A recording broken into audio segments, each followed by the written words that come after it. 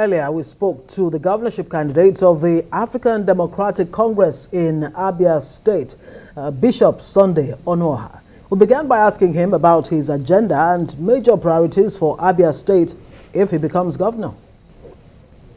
Number one thing is to create an atmosphere of security. No investor will go into any community without feeling a sense of safety.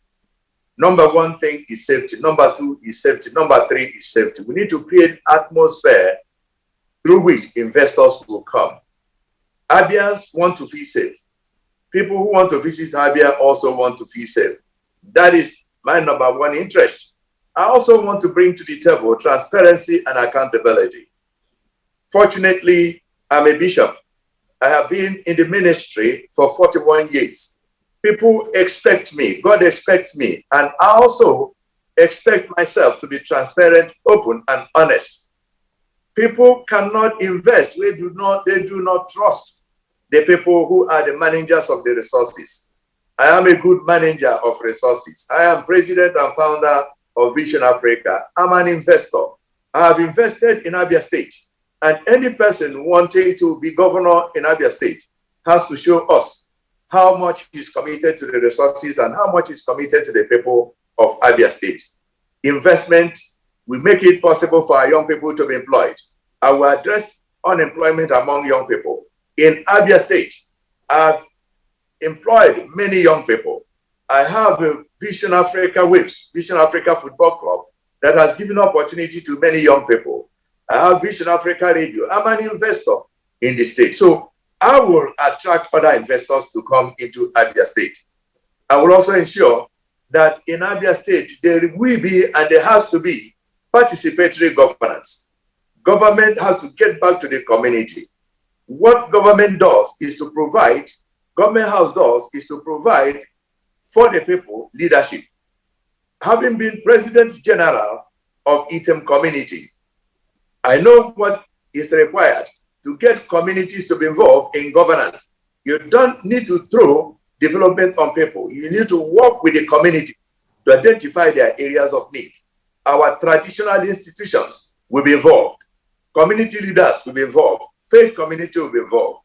When once you do that, you'll be addressing the basic needs, especially the primary healthcare system that has collapsed, educational system that has collapsed. When you get community leaders, church leaders, traditional rulers to the table, we work together as a team. Bishop Onuoha, let me jump in here, Bishop Onuoha. Thanks for your time again. And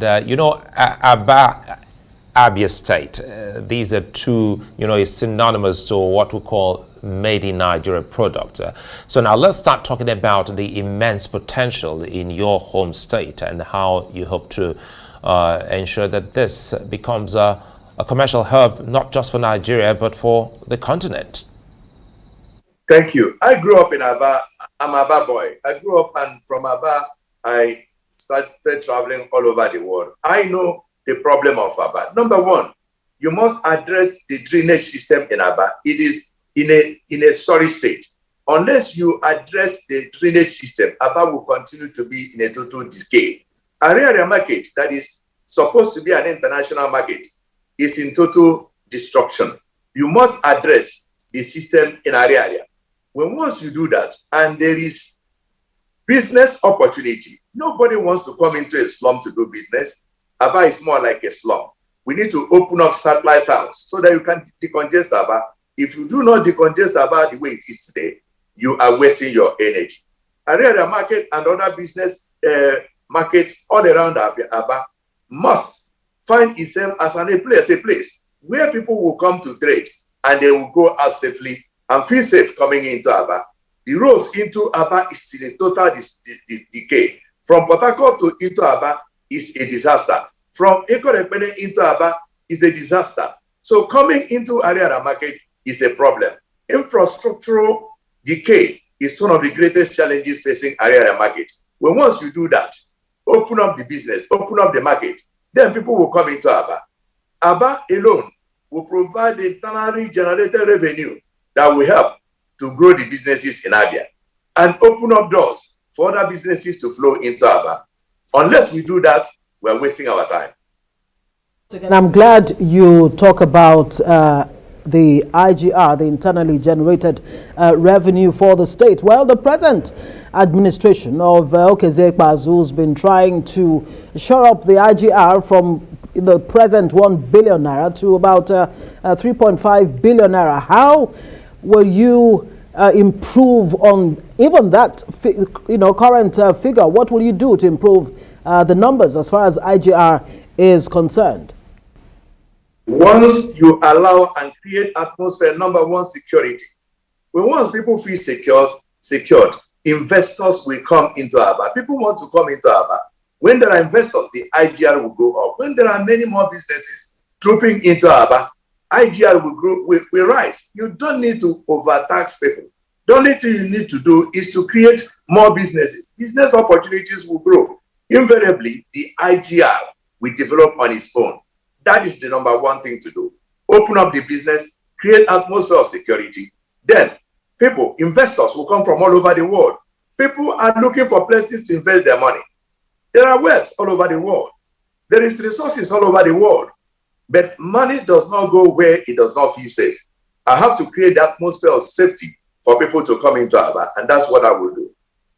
Well, speaking of which, now you've gone back to security, which is very key there. And taking off from where Ngozi left off, the present administration has done well creating its own local security outfit with some other people overseeing what the state can get. Let us in specifically on why you think perhaps you need to do more on security. Thank you very much. I'm speaking based on the experience as a community leader. I said earlier, I was the President General of ITEM. ITEM community is one of the largest communities in Abia, and I was President General of ITEM. One of the greatest mistakes we make is thinking that we can address insecurity from up. Insecurity, every insecurity happens in a community. How much have we empowered? How much have we encouraged president generals of various communities? How much have we empowered? How much have we encouraged traditional rulers and traditional institutions? Every criminal comes from a place. Once you encourage them, empower them, give them the tool, I will make sure that the security vote is used to attack insecurity in Abia State.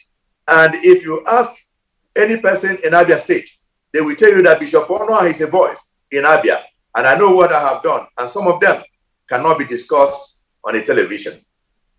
Quickly, let's talk about what you can discuss in a minute or so. Abia State is blessed with about 35 solid minerals in commercial quantity. What is your plan for, using natural resources that Abia has to shore up the state's economy? And the present administration actually employed an additional 5,000 workers, in the civil service. Do you plan to retain them if you become governor? What will you do with those? My business will be to grow wealth in Abia. There are opportunities to grow wealth. And I can assure you that I will not be the one to retrench any person that has been employed. There are many more people that needs to be employed in Abia State. When I create businesses and create wealth, it will open up doors for more people to be employed. It will also open up doors for many more people to be promoted. And so thinking about retrenchment, thinking about downsizing may not be the best way to address the economy. The best thing to do is to open up doors for investors that will tap into our natural resources, that will tap into agriculture, that will tap into tourism.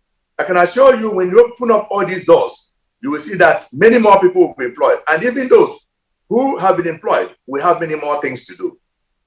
Right, the governorship candidate of the ADC, Bishop Sunday Onuoha, speaking with us earlier on News 9.